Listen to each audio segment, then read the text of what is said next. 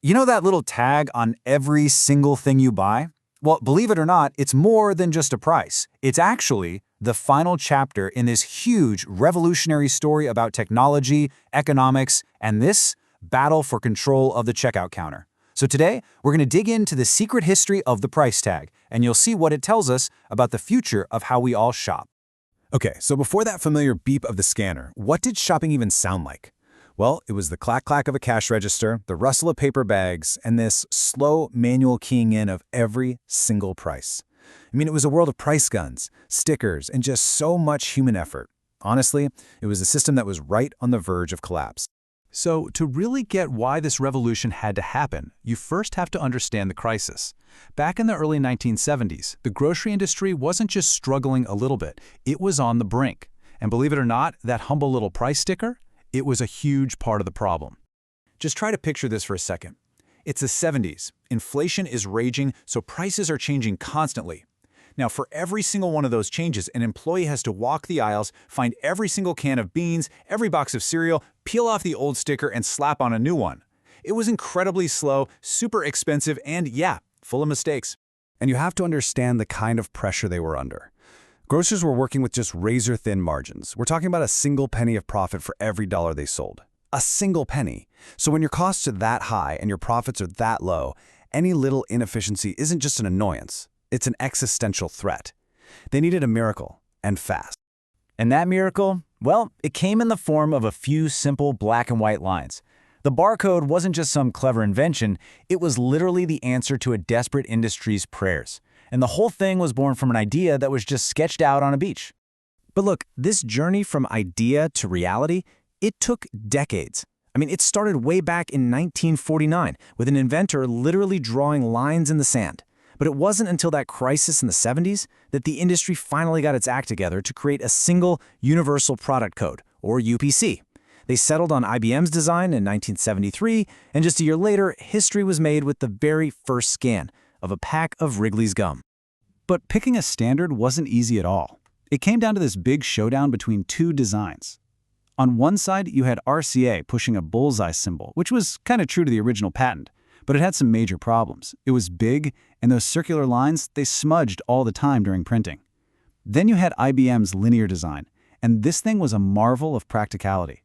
It was smaller, way easier to print reliably, and, this is the brilliant part, it could be scanned from almost any angle. The lines won, plain and simple. So, okay, the standard was set. The technology was ready to go. But you know what? The hardest part was still ahead. And that was getting an entire fragmented industry of competitors to all agree to spend millions on a system that would only work if everyone else did too. And this created a massive hurdle. I mean, the ultimate chicken and egg problem. Think about it. Why would a grocery store spend a fortune on scanners if nothing on their shelves even had a barcode? And on the flip side, why would a manufacturer go through the trouble of redesigning all its packaging if no stores could scan it? For the system to even pay off, they had to hit this critical mass. 75% of all products needed a UPC, and 8,000 stores had to have scanners installed. See, the whole point of the barcode was to get rid of this slow, costly process of item pricing. The vision was so simple. The price would live in the computer, not on the actual can of soup. But this one simple idea, just removing the physical price tag from every single item, was about to spark a totally unexpected and really fierce backlash. So just as this barcode revolution was finally gaining some steam, a powerful counter-movement popped up. Turns out people were not ready to let go of that sticker, and their fears would lead to a huge fight in state legislatures all across the country. The opposition really boiled down to two main concerns. First, you had labor unions who were worried that automating the checkout and the whole pricing process would, eliminate jobs. And second, you had consumer advocates arguing that without a physical price on each item, it would be way too easy for stores to make mistakes or even intentionally overcharge shoppers at the scanner. So, all of this led to a push for new laws, but the debate got really tricky. We have to be clear here. The issue wasn't unit pricing. You know, that little tag on the shelf that helps you compare the cost of different sized boxes of cereal? Everyone was fine with that. No, the real fight was over item pricing.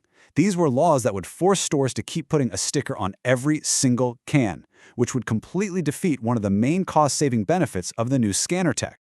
And you know what? This movement was surprisingly successful. a bunch of states actually passed these mandatory sticker laws, and this legislation really slowed down the adoption of scanners because, well, it took away a huge part of the financial incentive for stores to invest in the first place. Okay, let's fast forward to today. Most of those sticker laws, they're gone. The barcode is king. But now a new technology has arrived on the scene, the electronic shelf label, or ESL. And you guessed it, it has sparked a debate that sounds eerily familiar. See, with prices that can be changed instantly from a central computer, all those old fears have kind of returned, just in a new form. The big concern, which has been voiced by some politicians, is that grocers are going to use this tech to implement surge pricing. You know, jacking up the price of umbrellas the second it starts to rain, or raising milk prices during a snowstorm. Okay, but what does the actual data say? Well, researchers at UC San Diego and the University of Texas decided to find out. They analyzed over 180 million price points from stores that adopted these digital tags. And their conclusion from the lead researcher, Robert Sanders, is pretty blunt. The fear has no basis in reality. So when the researcher looked for those telltale signs of surge pricing, those short, sharp, unexplained price hikes, what did they find? Get this. The change in that kind of behavior after stores installed electronic labels was a minuscule 0.6%. That's basically a rounding error. It's essentially zero. The data is clear. It's just not happening. And the reason why is just simple business logic. It's actually the same logic that drove the creation of the barcode in the first place. Grocery stores still operate on thin margins. They don't make their money on one item, they make it on your entire shopping cart. And even more importantly, on you coming back week after week after week. Alienating you for a quick buck on a single product, that's a terrible strategy. Your long-term loyalty is worth way more. So when you think about it, from a hand-cranked sticker to a digital display that gets updated by Wi-Fi, the price tag has been on an absolutely incredible journey. And it really shows that our fears about new technology, well, they often say more about us than the technology itself. So the real question isn't just what comes next, it's this. As pricing gets smarter and more dynamic, how do we make sure that those lines of trust between the store and the shopper don't get blurred?